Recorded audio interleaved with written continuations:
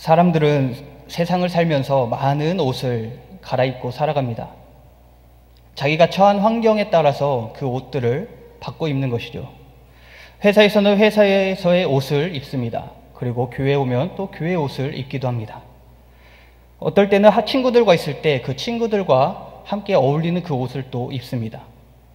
그리고 우리들은 여러 환경 가운데에서 내가 입고 싶은 그 옷들, 그 환경에 맞는 옷들을 우리는 계속해서 바꿔 입고 살아갑니다. 이 말은 우리가 각 상황에 맞게 우리의 모습을 바꾸며 산다는 것입니다. 그저 옷만 가리는 게 아니라요, 나 자체가 바뀐다는 것이죠. 그 공동체에 맞게끔 나를 바꾸고 있습니다. 일반적으로 이런 사람들은 자신이 속한 환경에서 피해를 보지 않기 위해 그렇게 하는 경우가 많이 있습니다. 함께 있는 사람들과 같은 모습을 하고 있으면 손가락질 당할 일이 없고요. 그리고 그들과 함께 있기 때문에 어떠한 공동체에 속한 그 소속감을 느끼기도 합니다. 그렇기 때문에 많은 사람들은 그 환경에 맞춰 자기의 옷을 계속해서 갈아입고 살아갑니다. 그 공동체의 일원이 되기 위해서 있는 거죠. 오늘 말씀에도 이와 비슷한 사람이 등장합니다. 바로 사도 바울입니다. 오늘 말씀을 그저 단편적으로만 보면, 겉으로 드러나 있는 것만 보면 사도 바울 역시도 여러 옷을 바꿔 입고 사는 사람처럼 보입니다. 유대인이 있는 곳에 가면 유대인처럼, 율법 아래에 있는 자들에게 가면 율법 아래에 있는 사람처럼, 율법이 없는 그 이방인들에게 가면 이방인처럼, 그리고 약한 자에게 가면 나도 약한 자처럼 이렇게 산다고 말합니다. 앞서 말한 것처럼 여러 옷을 바꿔 입는 것처럼 보이지 않습니까? 우리가 흔히 알고 있는 그 강하던 사도 바울의 모습과는 사뭇 달라 보입니다. 상당히 지조 없어 보입니다. 이를 요즘 시대로 비유해보면, 교회에 오면 교인처럼, 술자리에 가면 주당처럼, 그리고 도박판에 가면 노름꾼처럼 그렇게 사는 것과 비슷합니다. 그런데 오늘 이 말씀을 단편적으로 보지 않고요, 이것을 자세히 들여다보면 사도 바울이 그들과 다른 행동을 한 것이 있습니다. 그것이 무엇이냐면, 첫 번째로 사도 바울은 신앙에 타협을 하지 않았습니다. 우리는 본문의 단편적인 내용만을 보고 이렇게 이야기할 수 있습니다. 자기 합리화를 하면서 이야기할 것인데요, 바울도 자기 상황에 맞게 자기의 겉옷을 바꿔 입지 않았느냐? 우리도 그렇게 할 수 있지 않겠습니까? 우리도 우리 상황에 맞게 옷을 입고 환경과 그 분위기에 맞춰서 행동할 수 있지 않습니까? 그렇게 해도 되지 않습니까? 그러니 회식 자리나 술 먹는 친구들 만나면 무분별하게 그렇게 술 마시고, 또한 등산하는 친구들과 만나면 주일에 등산 모임이 있어도 때때로는 그 등산에 따라가도 되지 않습니까? 그 공동체에 맞춰서 살면 되지 않습니까? 바울도 그렇게 했는데요. 이렇게 자기 합리화를 하면서 우리는 이야기할 수도 있습니다. 그런데 과연 이것이 바울이 고린도 교인들에게 한 말일까요? 고린도 교인들에게 편지를 하면서, 그래, 너희들은 괜찮으니까 너희도 세상에 나가서 그 사람들과 똑같이 살아, 똑같이 적당히 세상과 타협하면서 그렇게 그리스도인이 아닌 것처럼 그리스도인임을 드러내지 않게 살아, 이렇게 이야기했을까요? 아닙니다. 바울이 이 말을 하는 이유는요, 고린도의 배경을 통해서 우리가 좀 알아보기 원합니다. 우선 고린도 이 지역은 항구 도시입니다. 항구 도시이기 때문에요, 각종 문화가 혼재합니다. 여러 이방 민족들이 오가고요, 그리스인, 로마인, 그리고 여러 이방 민족들이 오면서 그들이 가지고 있는 모든 종교들이 다 들어와서 혼합되었습니다. 더군다나 항구 도시이기 때문에 물질적 풍요를 누립니다. 그리고 성적인 이 타락이 아주 극심해지는 그런 고린도 지역이었습니다. 그래서 이 고린도를 성적으로 이 물란한 도시의 대명사로 이야기합니다. 이런 문화가 자리 잡고 있는 이곳에서 고린도 교회는 세상과 타협을 하며 살아갔을 것입니다. 아니, 그렇게 안 하려고 했어도 주변에 보이는 것들은 오직 우상숭배뿐이었고요, 주변에 보이는 내 주변 사람들이 하는 모든 행동들은 그런 물란한 성적으로 타락한 행동들 뿐이었을 것입니다. 그 상황 가운데서 내가 그리스도인임을 지키며 살아가기가 아주 어려웠을 것입니다. 그래서 결국 세상과 타협하며 그들의 신앙은 점차 무너져 갔을 것입니다. 이런 위기 속에 있는 고린도 교인들에게 바울이 말하는 것은 세상과 적당히 타협하면서 살아라, 이 말이 아닙니다. 그리스도인으로 살기 힘드니까 주변 사람들과 똑같이 되어서 살아라. 그게 아닙니다. 존 스토트라는 신학자는 이렇게 말하고 있습니다. 우리가 세상에 동화되어서도 안 되고 세상에 의해 오염되어서도 안 된다. 이렇게 말합니다. 세상에 동화된다라는 말은요, 하나님을 대적하는 인간들, 그러니까 그리스도의 복음을 거부하는 이 세상의 가치관, 그 가치관을 내 사상으로, 내 가치관으로 받아들이는 것입니다. 여전히 하나님을 대적하는 그 사람들과 똑같이 나도 하나님을 대적한다는 것이죠. 그 사람들에게 동화되는 것, 이게 바로 그 말입니다. 이것은 개인뿐만 아니라 교회 공동체에도 동일하게 적용됩니다. 법학자 김두식 교수가 쓴 교회 속의 세상, 세상 속의 교회라는 책이 있습니다. 김두식 교수는요, 이 책을 통해 교회다운 교회가 어떤 교회인지, 하나님이 원하시는 교회가 어떤 교회인지에 대한 그 고민한 흔적들을 이야기하고 있습니다. 교회가 세상 속으로 들어가서 교회의 본질을 잃어버리지 않고 교회로서 그 세상 가운데에서 교회로서의 모습을 가지고 있어야 되는데 오히려 교회 속에 세상이 너무나 많이 들어왔다고 말합니다. 오히려 교회 안에 세상이 가득해서요, 세상과 타협하고 그렇게 혼합되어 가는 그런 교회들이 너무나 많다고 이야기하고 있습니다. 세상에 빛이 되어야 하는데 오히려 그 빛을 잃어버리고 오히려 그 어둠으로 나아가는 그런 교회들이 많아지고 있다고 이야기하고 있습니다. 그래서 교회가 그 본질을 잃어버리지 않고 세상 속에서 교회로서의 역할을 감당할 것을 김두식 교수는 강력하게 이야기하고 있습니다. 사도 바울이 말하는 것도 이와 같습니다. 유대인처럼 되지만 동화되는 것이 아닙니다. 율법 아래에 있는 사람들처럼 되지만 그들의 사상을 내 것으로 받아들이는 것이 아닙니다. 약한 사람들처럼 되지만 그 약함이 내 삶을 지배하게 놔두는 것이 아닙니다. 그렇다면 바울이 이 신앙의 타협을 하지 않았다는 것을 우리는 이 본문에서 어떻게 알 수 있을까요? 본문 20절, 21절에서는 이렇게 말하고 있습니다. 율법 아래에 있는 자들에게는 내가 율법 아래에 있지 아니하나, 율법 아래에 있는 자같이 된 것은 이렇게 말하고요.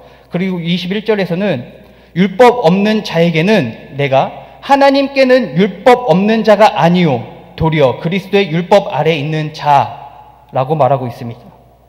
이를 통해서 바울이 신앙의 타협을 하지 않았다는 것을 우리는 본문을 통해 알 수 있습니다. 바울은요, 율법주의자가 아니지만 율법주의자들처럼 되었습니다. 그들에게 다가갔다는 것입니다. 그리스도의 법에 충실한 바울, 그리스도의 그 율법을 충실히 지키는 그 바울은요, 율법 없는 그 이방인들에게 그들과 똑같이 되어서 다가갔다라고 말하고 있습니다. 바울이 이 말씀을 통해서 우리에게 주는 그 교훈이 무엇일까요? 바로 세상을 사랑하고 세상을 사랑하지 말라라는 것입니다. 이것이 무엇이냐면 세상을 사랑하라, 세상을 긍휼히 여기라는 것입니다. 여전히 죄악 가운데 빠져서 힘들어하고 어려워하고 고통받고 그렇게 하나님을 대적하고 있는 이 세상을요, 우리는 긍휼한 마음으로 사랑해야 합니다. 그러나 우리는 이 세상을 사랑하지 말아야 합니다. 그 세상이 좋아서 그 세상과 동화되어서는 안 된다는 말입니다. 우리는 그것을 철저하게 배척해야 합니다.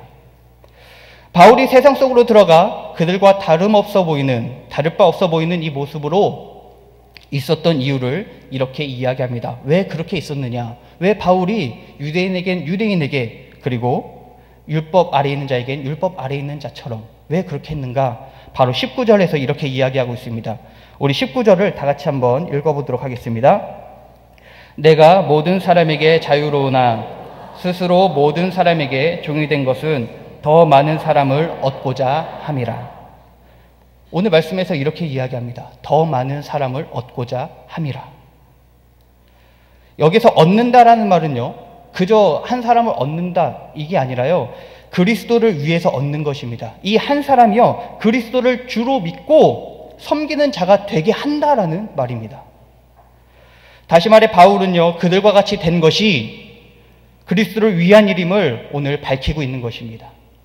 율법주의자가, 이방인이, 약한 자가 하나님의 복음을 알아서 그리스도를 주로 믿고 섬기는 자가 되게 하는 것, 이것이 바울이 하는 일이었습니다. 그래서 자기의 신앙을, 이 중심을 잃어버리지 않고 세상과 결코 타협하지 않으면서 그들에게 다가간 것입니다. 왜요? 더 많은 사람을 얻기 위해서입니다. 이 바울이 보여주는 신앙의 모습, 이 모습이 우리 가자절교회 공동체, 우리 모든 성도님들의 그런 모습이 되길, 그런 신앙이 되길 소망합니다. 두 번째로 이 바울은요, 타인을 향한 자기 동일시를 했습니다. 타인을 향한 자기 동일시. 이것은요, 나를 향한 내 이기적인 그런 것이 아니라 이타적인 삶을 이야기합니다. 요즘 시대의 혼밥, 혼술이라고 들어보셨을 것입니다. 무슨 말이냐면 혼자 밥 먹는 것을 혼밥이라고 하고요. 혼자 술 마시는 것을 혼술이라고 합니다. 어느 식당은요, 이제 혼자 밥 먹는 사람들이 너무 늘어나니까 혼자 밥 먹는 사람들 위한 칸을 마련했습니다. 카페도 마찬가지입니다. 현대사회는요, 이제 공동체 중심적 사회가 아니라 개인주의적, 자기중심적 사회로 변하고 있습니다. 예전에는 대가족 중심이었던 이 사회가요, 이제는 핵가족 중심으로, 더 나아가서는 1인 가족 중심으로 가고 있습니다. 인천은 2017년도 기준으로 총 가구 수가요, 118만 3천 가구 정도 됩니다. 그런데 이 통계청 자료에 의하면 2015년도에 4인 가구가요, 약 22만 가구였습니다. 2016년도에는 21만 8천 가구, 그리고 17년도에는 21만 4천 가구로 점차 감소하고 있는 것을 알 수 있습니다. 반면에 1인 가구는요, 점점 늘어나고 있는데요. 2015년도에 24만 3천 가구, 2016년도에 25만 4천 가구, 17년도에 26만 6천 가구로 약 11,000 가구씩 점점 늘어나고 있습니다. 1인 가구의 이 분포도가 있는데요. 전체적으로 좀 균등하게 있습니다. 20대부터 70대 이상까지 전체적으로 균등하게 있는데요. 30대가 가장 많습니다. 18.3%, 그리고 70세 이상이 두 번째로 많은데요. 17.5%, 그리고 20대, 50대, 40대 순으로 이게 점차 떨어지는 것을 보게 됩니다. 1인 가구가 늘어나는 이유가 무엇일까요? 여러 가지가 있습니다. 20대 같은 경우는요, 타지에 가서 학교를 가잖아요. 그래서 자취하는 사람들이 많기 때문에 1인 가구가 많이 늘어나고 있습니다. 그런데 그 외에 30대, 40대, 50대, 60대, 70대는 왜 1인 가구가 늘어나고 있을까요? 이거에 대한 이유를 이렇게 이야기합니다. 젊은 층의 결혼 기피, 그리고 이혼율의 증가, 고령화로 인한 독거노인의 증가, 이렇게 보고 있습니다. 이런 현상들이 말해주듯이 우리는 안타까운 현실 속에 살아가고 있습니다. 이기주의가 팽배하고요. N4 세대라고 해서 청년들이 경제적, 사회적 압박으로 인해 모든 것을 포기하고 그렇게 좌절하고 있는 시대입니다. 혼인율은 줄어들고 있고요. 이혼율은 늘어나고 있습니다. 독거노인은 증가하고 있지만 이를 해결할 만한 어떤 방책은 나오지 않고 있습니다. 이런 상황 속에서 타인을 이해하고 타인을 공감하는 이타적인 삶을 사는 것은 참 불가능해 보입니다. 어떻게든 살기 위해, 이런 삭막한 사회 가운데서 어떻게든 살아내기 위해서 이타적인 삶이 아니라 내 것을 오히려 지키고 남의 것을 빼앗는 것이, 남의 것을 착취하는 것이 오히려 정당화되어가는 그런 사회처럼 보입니다. 이런 현실 속에서 사람들은 결코 자기의 마음을 열지 않습니다. 복음을 받아들이는 것은 더더욱 쉽지 않습니다. 그런데 이런 비참한 현실이 과연 현재 2018년도 우리만의 문제이겠습니까? 현재 우리 사회만의 문제일까요? 아닙니다. 바울이 편지를 보낸 이 고린도 지역 역시도, 이 시대 역시도 우리와 동일한 상황을 가지고 있습니다. 앞서 말씀드린 것처럼요, 고린도는 항구 도시였습니다. 매우 번성한 도시였고요, 물질이 풍부했습니다. 지식인도 많았고 성적으로도 문란한 그런 상황이었습니다. 종교 혼합주의로 인해서 모든 신이 인정되고요, 그러므로 인해서 지금 말하는 포스트 모더니즘과 같은 절대적 진리가 없는 그런 상황으로 치닫고 있습니다. 이런 고린도의 현실은 어떨까요? 극심한 성범죄가요, 들끓었습니다. 그로 인한 피해자들이 계속해서 속출합니다. 물질적 풍요를 누렸지만 그것만 누리기만 한 것이 아닙니다. 물질이 늘어나면서 오히려 빈익빈 부익부의 현실이 극대화되고 있었습니다. 인간관계 역시도 자기에게 도움이 되는 사람과만 인간관계를 맺는 이런 그런 타산적인 인간관계를 맺었습니다. 그래서 고린도는 인간 중심적인 인본주의가 팽배했습니다. 그리고 내세, 우리가 죽은 이후에 그 사후 세계는 아무런 의미가 없다라고 여겨지는 그런 현세주의가 또한 팽배했습니다.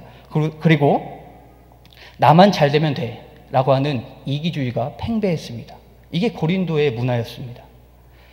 고린도의 이 상황과 현재 우리의 모습들, 우리의 상황들 과연 다른가요?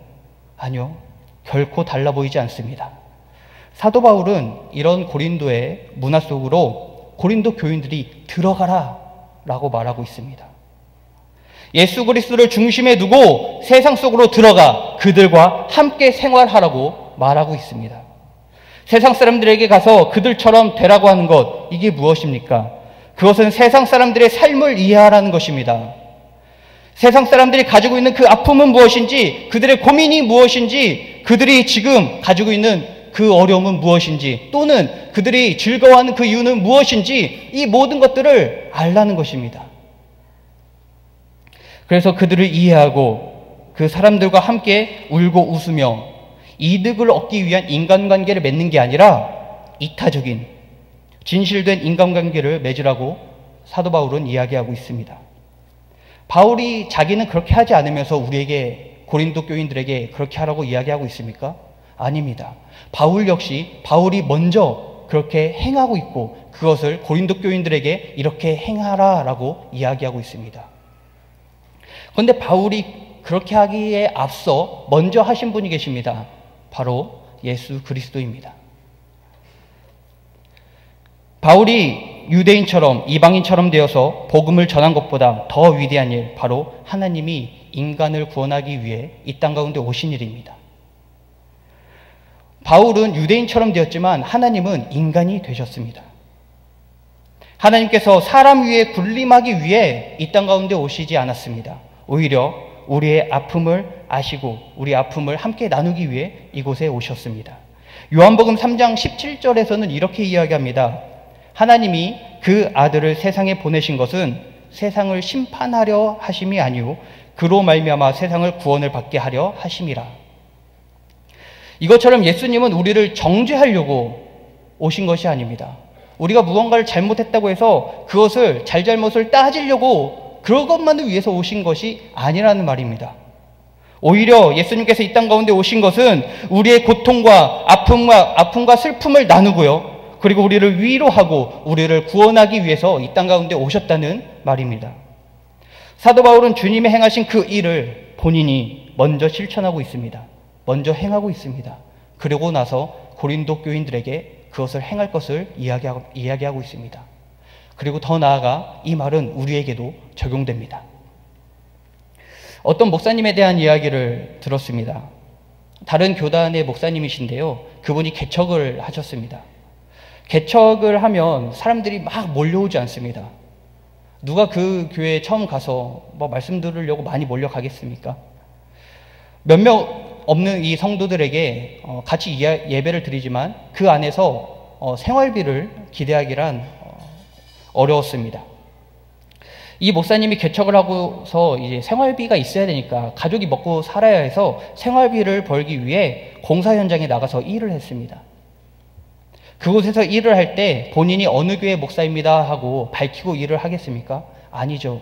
그저 묵묵히 가서 일을 할 뿐입니다. 그 사람들과 똑같이 일하고 똑같이 생활하고 똑같이 먹고 그렇게 했습니다. 일을 하면서 사람들은 이 목사님에게 어이 김씨 또는 아저씨라고 호칭을 불렀습니다. 그런데 목사라고 말 안 한다고 해서 그것을 모를까요? 아니요. 계속 이야기를 나누다가 보면, 또한 쉬는 시간에 이야기를 나누고 밥 먹을 때 기도하는 것 보고 여러 행동들을 보면 저 사람이 교회 다니는구나 라고 하는 것을 알게 됩니다. 그리고 이야기를 하다가 목사인 것을 이제 밝히게 되는 것이죠. 그렇다고 목사인 것을 알았다고 해서 이 사람들의 반응이 또는 호칭이 바뀌지 않았습니다. 여전히 어이 김씨, 아저씨 똑같은 호칭으로 불렀습니다. 그런데 시간이 점점 지나면서요, 이상한 일이 생겼습니다. 같이 일하는 사람들이 이 목사님에게 자기 집안 이야기를 하기 시작했습니다. 그리고 자기 집안에 있는 어려움, 또한 자기 개인이 가지고 있는 이 어려움을 이 목사님에게 이야기하기 시작했습니다.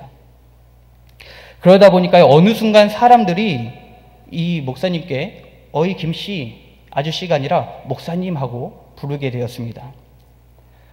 이 목사님은 그 사람들을 붙잡고요, 복음을 전하거나 어떤 다른 행위를 취하지 않았습니다. 그저 그들과 함께 했습니다. 그들과 함께 일하고요, 그들과 이야기하고요, 그들과 공감하고 그들의 슬픔을 알아주고 그리고 좋은 이야기, 조언들을 해주었습니다. 그렇게 시간이 지나자 점차 사람들이 변화되었습니다. 그리고 그 안에 예수 믿는 사람들이 생겨나고요, 그 공사 현장 가운데 성경 공부하는 모임이 만들어졌습니다. 이 목사님의 삶 속에 오늘 이 사도 바울이 말하고 있는 그 본문 말씀이 보이지 않습니까?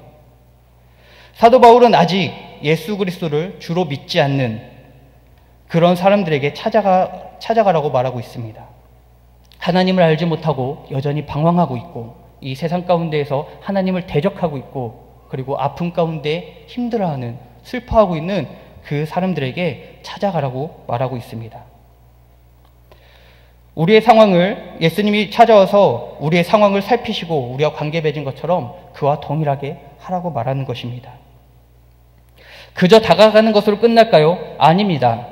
그 사람들을 이해해야 합니다. 이해뿐만 아니라 그 사람들처럼 되어야 합니다. 그래서 복음 전도는 상대방과 나를 동일시하는 것에부터 시작합니다. 세상 속에서 여전히 죄에 빠져 살고 고통받고 있는 그 사람들의 마음을 알아야 합니다. 고난 속에서 눈물을 흘리고 있는 그 사람들의 눈물을 알아야 합니다. 약한 자들이 느끼고 있는 그 서러움을 우리는 알아야 합니다. 이 안다는 것은요, 그저 겉으로만 아는 것이 아닙니다. 이것은 체험적인 알물 의미합니다. 체험적 알문요, 결국 나를 희생하는 이타적인 그런 이해를 요구합니다. 이기적인 것이 아니라 다른 사람을 더 위하는 것, 이게 바로 상대방을 안다라고 말하는 것입니다. 사람은 누구나 자기를 드러내고 싶은 그 본능이 아주 충만합니다. 인정받고 싶어 합니다. 다른 사람보다 뛰어나고 싶어 합니다. 높은 곳에 있고 싶어 합니다. 이것이 사람의 본성입니다. 그러나 오늘 이 말씀은 이 본성을 버리고 다른 사람의 삶을 공감하며 내 상황으로 동일시하며 나아가라는 것입니다. 주께서 죽으심으로 우리를 살리셨듯이 우리도 죽어서 다른 사람을 살리고요, 나를 낮춰 타인을 높이고 그리고 나를 감추어 타인을 드러내야 합니다. 자기 희생을 통한 고통이 수반됩니다. 그리고 그 고통을 감수하며 타인을 알아가야 합니다. 타인을 알아가는 것이 누가 쉽다고 합니까? 아니요, 쉽지 않습니다. 타인을 알아가는 그것은 나의 고통이 계속해서 수반되어 갑니다. 내가 상처 입을 것을 각오하고 그들에게 나아가야 하는 것입니다. 우리 가저저교회 모든 성도님들이 이런 바울이 보여주고 있는 이 자기 희생을 통한 타인을 이해하고 함께 아픔을 나누는, 그리고 즐거움을 나누는 우리 성도님들이 되길 소망합니다. 이제 말씀을 맺겠습니다. 본문 말씀을 통해 보여주는 이 모습은 우리가 일반적으로 말하는 관계전도의 모습입니다. 관계전도는 친한 사람에게만 전도하는 것이 아니라요, 관계전도는 오늘 본문 말씀처럼 모르는 사람, 전혀 모르는 그 환경 가운데 우리가 먼저 가서 그들과 관계 맺는 것으로부터 시작을 합니다. 여기서 중요한 것은 관계전도를 한다고 해서 우리의 신앙까지도 버리는 것, 우리의 신앙을 다른 사람이 가지고 있는 그 사상과 타협하는 것을 이야기하지 않습니다. 결코 세상의 관점과 타협해서는 안 됩니다. 우리의 신앙을 더욱더 확고히 해야 합니다. 결코 세상의 관점으로 나아가지 않고 오직 우리의 믿음을 가지고 나아가야 합니다. 그러나 여전히 죄에 빠져 있고 고통받고 있는 그 사람들에게 찾아가서 그 사람들의 친구가 되어주는 것, 그게 바울이 행한 일이고 그것이 우리가 행해야 하는 일입니다.